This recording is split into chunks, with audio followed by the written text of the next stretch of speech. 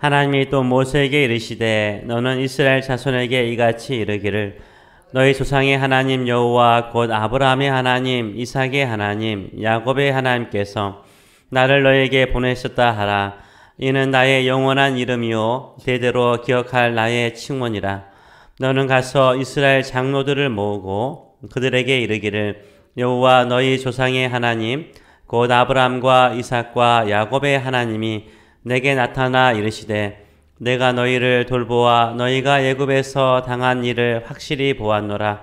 내가 말하였거니와 내가 너희를 애굽의 고난 중에서 인도하여 내어 젖과 꿀이 흐르는 땅 곧 가나안 족속, 헷 족속, 아모리 족속, 브리스 족속, 히위 족속, 여부스 족속의 땅으로 올라가게 하리라 하셨다 하면 그들이 내 말을 들으니 너는 그들의 장로들과 함께 애굽 왕에게 이르기를 히브리 사람의 하나님 여호와께서 우리에게 임하셨은즉 우리가 우리 하나님 여호와께 제사를 드리려 하오니 탈길쯤 광야로 가도록 허락하소서 하라. 내가 아노니 강한 손으로 치기 전에는 애굽 왕이 너희가 가도록 허락하지 아니하다가 내가 내 손을 들어 애굽 중에 여러 가지 이적으로 그 나라를 친 후에야 그가 너희를 보내리라. 내가 애굽 사람으로 이 백성에게 은혜를 입히게 할지라. 너희가 나갈 때 빈손으로 가지 아니하리니 여인들은 모두 그 이웃 사람과 및 자기 집에 거류하는 여인에게 은폐물과 금폐물과 의복을 구하여 너희의 자녀를 꾸미라.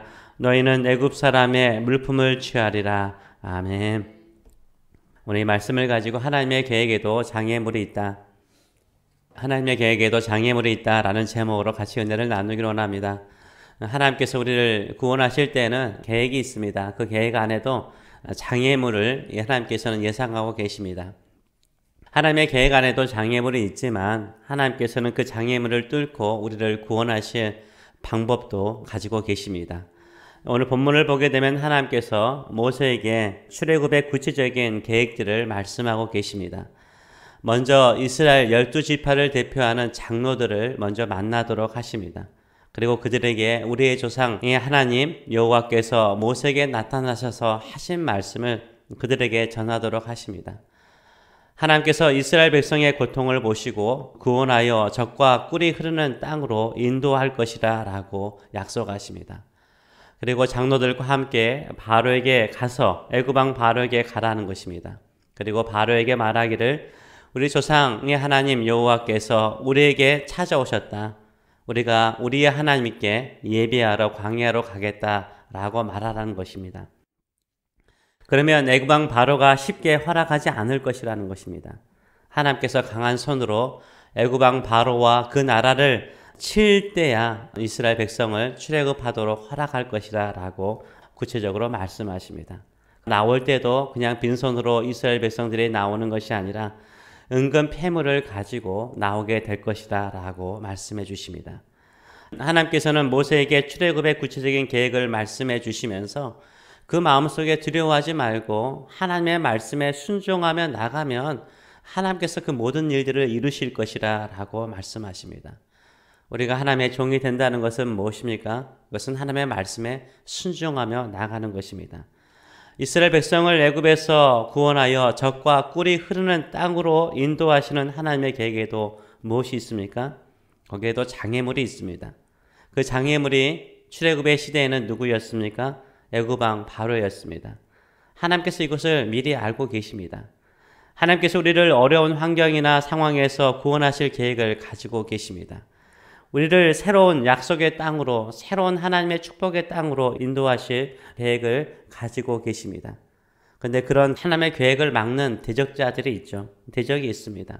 그 대적이 어떤 존재입니까? 바로 애굽 왕 바로와 같다는 것을. 애굽 왕 바로와 같이 우리의 힘으로 이스라엘 백성들이 애굽 왕 바로 왕을 볼 때마다 자신들이 극복할 수 없는 대상으로 여기는 것처럼 우리에게도 우리가 상대하기 힘든 그런 대적자들입니다.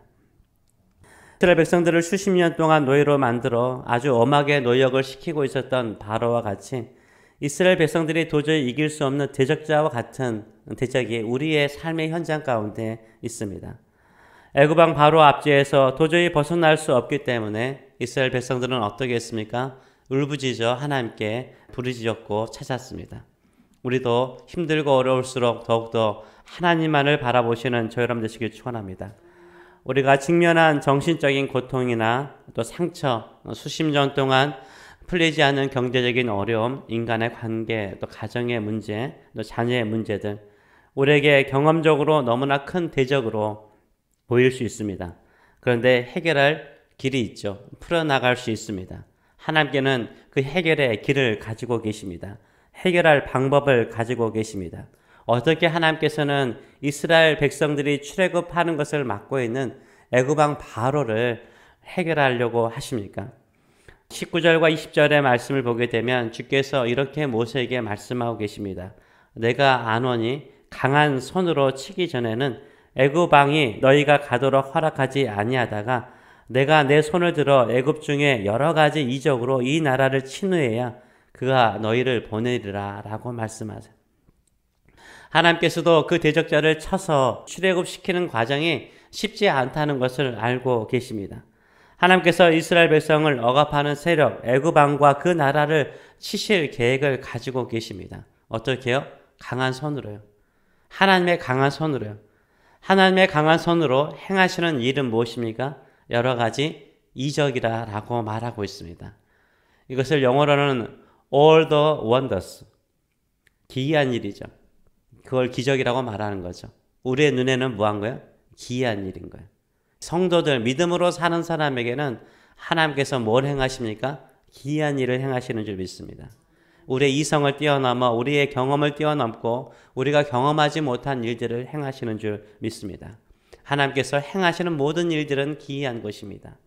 우리의 대적, 우리의 장애물을 제거하실 하나님의 계획은 어떤 거예요? 기이한 거예요. 기이한 거예요. 우리가 예상하지 않는 방법으로 하나님께서 그 장애물을 제거하여 주실 줄 믿습니다. 그 믿음을 가지고 살아가시는 저 여러분 되시길 축원합니다. 이것을 믿는 사람은 어떻게 하는 거예요? 하나님만을 믿는 믿음의 자세를 가져야 돼요. 오직 하나님만을 예배하는 마음을 가지고 살아가시는 저 여러분 되시길 축원합니다. 모세가 이스라엘을 대표하는 장로들과 함께 바로에게 가서 바로에게 요구하는 것은 무엇입니까? 18절의 말씀을 보게 되면 이렇게 말하죠. 너는 그들의 장로들과 함께 애굽 왕에게 이르기를 히브리 사람의 하나님 여호와께서 우리에게 뭐 하셨은즉? 임하셨은즉. 임하셨다는 말은 영어로 has met with us. 우리를 만났다는 거예요. 우리를 찾아오셨다는 거예요. 우리가 하나님을 만났는데, 우리 조상의 하나님을 만났는데 우리가 우리 하나님 여호와께 뭐하러? 제사를 드리러 하오니 사흘길쯤 광야로 가도록 허락하소서라고 요구를 하고 있습니다. 히브리 사람 이스라엘 자손의 하나님 여호와께서 우리에게 오셨다는 거예요. 우리에게 찾아오셨다는 거예요. 그래서 모세에게 무엇을 요구합니까? 우리가 만난 하나님께 우리가 뭐 하겠다? 제사를 드리겠다, 예배하겠다라고 요구하고 있습니다. 모세가 하나님을 만난 호렙산 시내산에 가서 우리가 예배하겠다라고 요구하고 있습니다. 진정으로 하나님을 만난 사람은 어떻게 살까요? 무엇을 원할까요? 하나님을 예배하기 원하는 줄 믿습니다. 지금 애굽 왕 바로보다 더 강력한 세력이 하나님의 백성을 어떻게 만들고 있습니까? 세상의 노예로 삼고 있습니다. 바로보다 더 강력하게 보이지 않는 힘을 가지고 우리를 세상의 노예로 만들고 있습니다. 진정으로 하나님을 만난 사람, 나를 구원한 하나님의 계획을 믿는 사람, 우리를 통해서 축복의 땅, 약속의 땅으로 가게 하실 하나님을 만난 사람은 무엇을 원합니까? 예배하기를 원하는 거예요. 하나님을 만난 사람은 하나님을 예배하고 하나님을 섬기기를 원하는 거예요. 세상의 노예로 살고 있는 애굽과 같은 바쁘고 분주하고 힘든 삶 속에도요, 예배하고자 하는 마음이 생기는 줄 믿습니다.